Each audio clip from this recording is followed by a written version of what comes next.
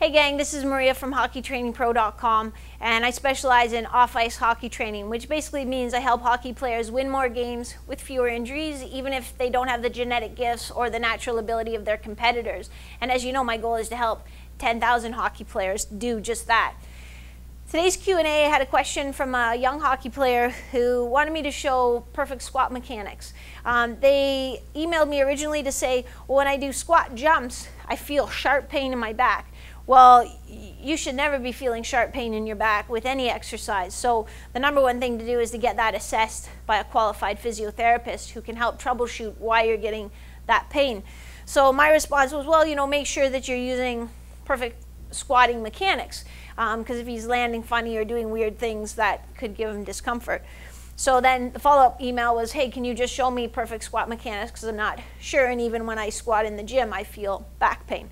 So again, you shouldn't be feeling pain in your joints when you're doing any exercise. So the number one thing to do is to get it assessed by a physiotherapist to figure out what's going on.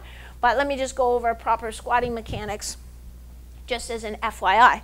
And I'm totally excited because this is my new squat rack. It's the first day I've ever squatted in it, so it just came yesterday. So I don't do back squats. At the Revolution Gym, we don't use them at all anymore. We do all front squats or single leg squats or rear foot elevated squats. So I'm going to just show you front squats today. So really what I want is, the first thing I see is I should see my butt moving backwards. So if the first thing you see is your knees moving forward, you know that there's a problem there. So my bum sits back, I come down to thighs parallel, I keep my elbows up, and I keep my chest up. So my shin angle should be even to my torso angle as I get to the bottom. So let me just show you what I mean by that. So my shin angle and my torso angle should be roughly parallel. I shouldn't be here with my torso flexed further forward than my shins. The other thing we don't want to see is the quote-unquote butt wink, which is sort of a rounding, a tucking under of the bum at the bottom. There is no such thing as a butt wink. Your butt is not made to wink. If somebody's butt is winking at you, I wouldn't be their friend anymore. I'll just tell you that much. So all kidding aside, a butt wink is lumbar flexion. It's rounding your back when you're loaded axially, which is deadly for your discs. Your back hates it, and it can do damage to your discs. So some people say, oh, I can get down to 90 degrees, but to get to thighs parallel, I just have a little butt wink at the bottom. Don't wink your butt at me.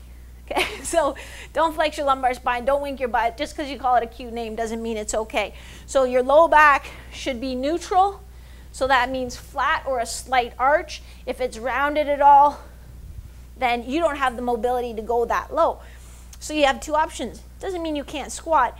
It just means you can't squat that low, and that you definitely need to do some extra work on your mobility.